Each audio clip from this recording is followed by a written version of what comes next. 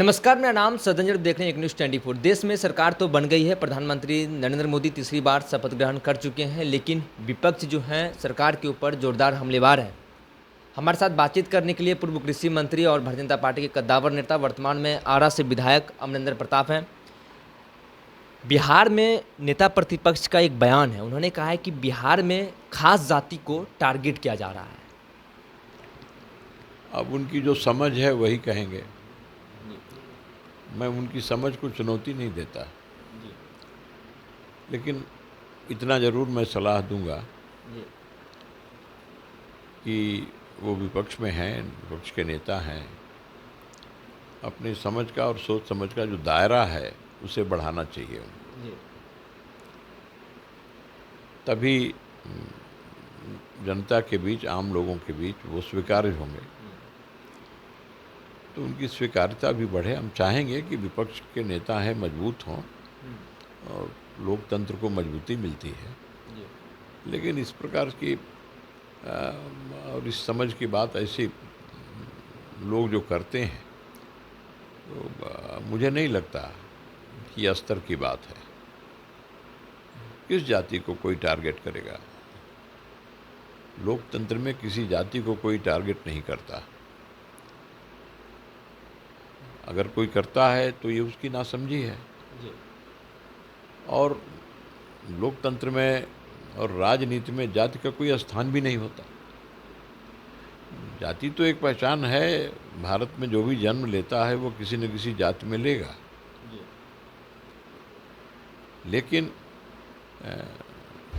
उसका जीवन यापन, उसका रोजगार धंधा, फिर जो संसार चलता है उसमें जाति कहीं काम नहीं आती। तो जाति एक ठीक है, पहचान है, और इस आधार पर कहीं कोई यदि बात करता है तो ये किसी भी दृष्टि से अच्छी बात नहीं है। प्रतिपक्ष कहते हैं कि बिहार में लॉ एंड ऑर्डर फेल हो चुका है, अपराध की घटनाएं बढ़ रही है, कई मर्डर हो रहे हैं, रेप हो रहे हैं, इस तरीके की घटना घट रही है, लेकिन सरकार जो है चुप्पी साधी हुई है। बिल्कुल लॉ एंड ऑर्डर फेल हो चुकी है बिहार में। देखिए, लॉ एंड ऑर्डर की बात तो इन लोगों को नहीं करनी चाहिए, क्योंकि 1990 से लेकर के और 2000 तक, 2005 तक जो लॉ एंड ऑर्डर उन्होंने दिया, आज भी लोग भूले नहीं हैं उसको, आज भी याद है।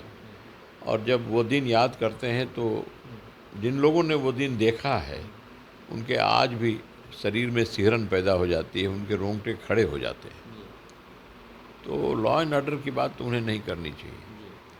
और जब उनके साथ नीतीश बाबू थे और ये डिप्टी सीएम थे, उस समय भी हम लोगों ने लॉ एंड ऑर्डर देखा था, और आज भी लॉ एंड ऑर्डर हम सब देख रहे हैं।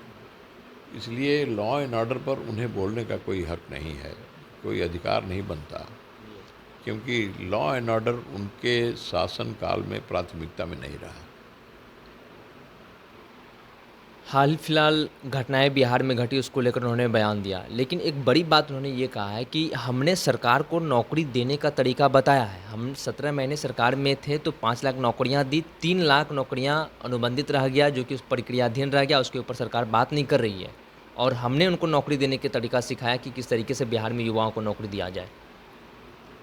अब मैं तो यही कहूँगा कि 1990 से लेकर के 2005 में इन्होंने कितनी नौकरियां दी, इसकी जानकारी अपने परिवार में प्राप्त करें। उस समय तो अब नहीं थे, बच्चे होंगे, लेकिन वो जानकारी कर लें, अपने घर में कर लें। इसकी जानकारी अपने माता पिता से भी जानकारी कर सकते हैं और पता कर सकते हैं कि 1990 से लेकर के 2005 तक उन्होंने कितनी नौकरियां दी।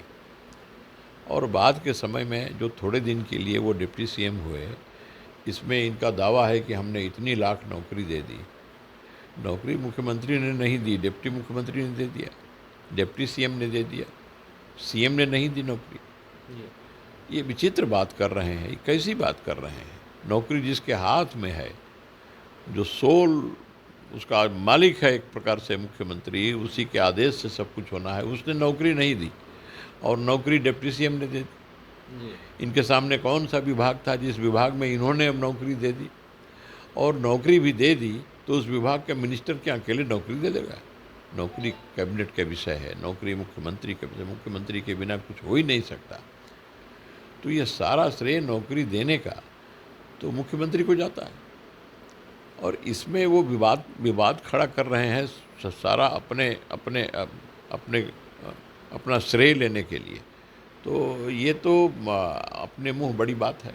लेकिन ये मुद्दा उन्होंने 2024 लोकसभा चुनाव में जोरदार तरीके से उन्होंने पकड़ा। इसी मुद्दे को 2025 में वो फिर भुनाने वाले हैं। उन्होंने ये भी कहा है कि जब तक हम प्रदेश में 10 लाख युवाओं को नौकरी नहीं दे देंगे, ना सरकार को चैन से बैठने देंगे, ना हम चैन से बैठेंगे। देखिए, नीतीश बाबू की सरकार, जी, एनडीए की सरकार, भारतीय जनता पार्टी भी उसमें है। इस सरकार ने संकल्प किया है कि हम 10 लाख नौकरी रोजगार देंगे।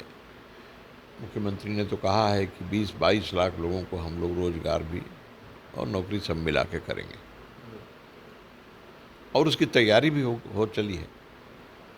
विभागों में जो जितने खाली जगह हैं, जितनी रिक्तियां हैं, उन सबको भरा जा रहा है विभिन्न विभागों में, जी, और लाखों की संख्या है। वह सब पब्लिक डोमेन में भी आ रहा है। तो सरकार तो नौकरी देने में और उन रिक्तियों को भरने में और रोजगार देने में सरकार लगी हुई है। ये लोग यदि कहीं कोई बात कहते हैं, कोई मुद्दा बनाना चाहते हैं इसको, तो जनता मूर्ख है क्या? यही भूल होती है कि जब नेता या पॉलिटिकल पार्टी के लोग जनता को मूर्ख समझने लगते हैं और अपने को बुद्धिमान समझते हैं, तो जनता सबक सिखा देती है। तो अगर ऐसा समझेंगे तो सबक इनको जनता सिखाएगी। जनता मूर्ख नहीं है, जनता जानती है कि रोज़गार कौन दे रहा है, रोज़गार कहाँ से मिलेगा, नौकरी कहाँ से मिलेगी, और नौकरी कौन दे सकता है। जनता सब देख रही है, समझ रही है। ये कुछ भी मुद्दा नहीं बना सकते। जनता को अगर मूर्ख समझते हैं तो हम समझते हैं कि ये धोखा खाएंगे। आप सुन रहे थे भारतीय जनता पार्टी के कद्दावर नेता, पूर्व में बिहार सरकार में कृषि मंत्री रहे हैं, वर्तमान में आरा से विधायक हैं भारतीय जनता पार्टी से। लेकिन उन्होंने साफ तौर पर कहा कि लॉ एंड ऑर्डर को लेकर नेता प्रतिपक्ष या आरजेडी वाले ना ही बोले तो बेहतर रहेगा। 1990 से 2005 की स्थिति क्या थी बिहार की, सबने देखा है। वहीं नौकरी की बात को लेकर उन्होंने साफ तौर पर कहा कि कोई मंत्री या कोई डिप्टी सीएम प्रदेश में नौकरी नहीं दे देता, ये कैबिनेट का विषय होता है।